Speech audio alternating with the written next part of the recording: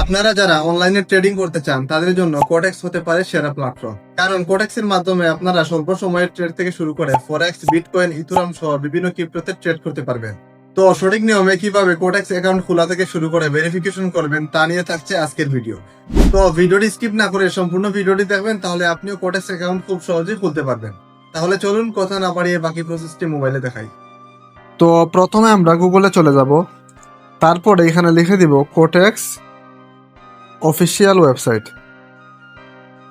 Quotex official website লিখে আমরা search দিলাম। সার্চ দেওয়ার পরে প্রথমে যে ওয়েবসাইটটা আছে এটা হচ্ছে কোটেক্সের অফিসিয়াল ওয়েবসাইট। আপনারা এটাতে ক্লিক করবেন। তো এটাতে ক্লিক করার পরে উপরে দেখতে পাচ্ছেন যে সাইন আপ নামে একটা অপশন আছে, আমরা এটাতে ট্যাপ করব। তো দেখেন এখানে কিন্তু আমাদের সাইন আপ করার জন্য বলতেছে, আপনারা এখান থেকে সাইন আপ করে নেবেন।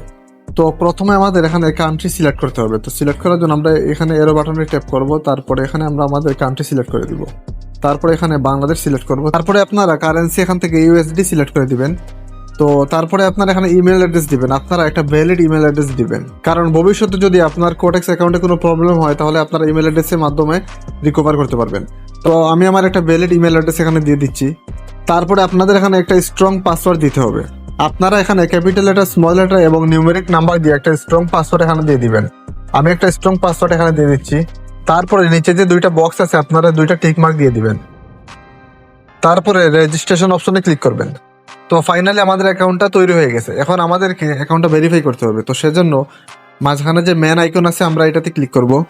তো অ্যাকাউন্ট ভেরিফাই করার জন্য আপনারা এখানে ফার্স্ট নেম দিয়ে দিবেন, লাস্ট নেম দিয়ে দিবেন। আপনাদের এনআইডি কার্ড অথবা আপনাদের পাসপোর্টে যে নামটা আছে সেই নামটা এখানে দিয়ে দিবেন এবং ডেট অফ বার্থ এখান থেকে দিয়ে দিবেন। তো ডেট অফ বার্থ দিয়ে দেওয়ার পরে আপনারা দেখতে পাচ্ছেন এখানে আমাদের ইমেলটা কিন্তু ভেরিফাই হয় নাই, এখানে আনভেরিফাইড দেখা যাচ্ছে। আমরা সিম্পলি এখান থেকে রিসেন্ট অপশনে ক্লিক করে আমরা আমাদের অ্যাকাউন্টটা ভেরিফাই করে নিব। তো আমি রিসেন্ট অপশনে ক্লিক করতেছি। তো কোটেক্স থেকে আমার জিমেইল একটা অ্যাক্টিভেশন লিংক পাঠিয়েছে, আমরা এটাতে ক্লিক করব। ক্লিক করে আমাদের অ্যাকাউন্টটা কনফার্ম করে নিব। তো দেখেন কোটেক্স থেকে আমাদের এখানে ইমেল ভেরিফিকেশন নামে একটা মেসেজ চলে আসছে, আমরা এটাতে ক্লিক করব। ক্লিক করার পরে কনফার্ম দ্য ইমেল নামে একটা অপশন আছে, আমরা এটাতে ক্লিক করে আমরা আমাদের কোটেক্স অ্যাকাউন্টটা ভেরিফাই করে নিব। তো ভেরিফাই করার পরে আপনারা দেখতে পাচ্ছেন আমাদের ইমেলটা এখানে ভেরিফাইড হয়ে গেছে। তারপরে আমরা আবার এখানে আমাদের নামটা দিয়ে দিব। আমরা এনআইডি কার্ডে যে নামটা আছে সেই নামটা এখানে দিয়ে দিব। তারপরে ডেট অফ বার্থ দিয়ে দিব। নিচে দেখতে পাচ্ছেন যে কান্ট্রি দেওয়া আছে, আমরা এখানে বাংলাদেশ সিলেক্ট করব। তারপরে অ্যাড্রেস দিয়ে দিবেন। আপনাদের এনআইডি কার্ডে যে অ্যাড্রেসটা আছে আপনারা সিম্পলি এই অ্যাড্রেসটা এখানে দিয়ে দিবেন। তো অ্যাড্রেস দিয়ে দেওয়ার পরে নিচে সেভ অপশন আছে, আমরা এটাতে ট্যাপ করব। তো সেভ অপশনে ক্লিক করার পরে নিচে দেখতে পাচ্ছেন যে ডকুমেন্ট ভেরিফিকেশন নামে একটা ইন্টারফেস এখানে আছে। তো আমরা এখানে আপলোড ডকুমেন্ট নামে অপশনে ক্লিক করে আমরা আমাদের এনআইডি কার্ড দিয়ে আমরা আমাদের অ্যাকাউন্টটা ভেরিফাই করে নিব। তো এখানে আসছে ডেট এন্ড প্রাইভেসি, আমরা এটা টিক মার্ক দিয়ে দিব। এখানে টিক মার্ক দিয়ে দেওয়ার পরে নিচে কন্টিনিউ অপশনে ক্লিক করব। তো কন্টিনিউ অপশনে ক্লিক করার পরে আপনারা আপনাদের ডকুমেন্ট দিয়ে এখানে আইডি ভেরিফাই করতে পারবেন। তো আপনারা চাইলে এনআইডি কার্ডের মাধ্যমে ভেরিফাই করতে পারবেন, অথবা পাসপোর্টের মাধ্যমে ভেরিফাই করতে পারবেন, অথবা রেসিডেন্ট পারমিটের মাধ্যমে ভেরিফাই করতে পারবেন, অথবা আপনাদের যদি ড্রাইভিং লাইসেন্স থাকে এটার মাধ্যমে ভেরিফাই করতে পারবেন। তো আমরা আমাদের অ্যাকাউন্টটা পাসপোর্ট দিয়ে ভেরিফাই করব। তো সেজন্য আমরা এই জায়গায় ক্লিক করব, পাসপোর্টের এই জায়গায় ক্লিক করব। ক্লিক করার পরে নিচে কন্টিনিউ অপশনে ক্লিক করব। তো আমাদের পাসপোর্টটা এখানে আপলোড করার জন্য বলতেছে, আমরা আপলোড ডকুমেন্টে ক্লিক করে আমাদের পাসপোর্টটা এখানে আপলোড করে দিব।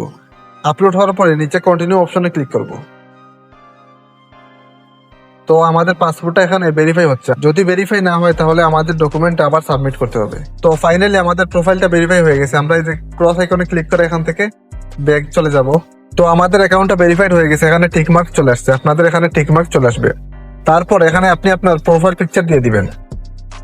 তো আমি আমার প্রোফাইল পিকচার একটা দিয়ে দিচ্ছি। এখন আপনি আপনার এই অ্যাকাউন্ট থেকে ডিপোজিট করতে পারবেন, সেজন্য আমরা ডিপোজিট অপশনে ক্লিক করব।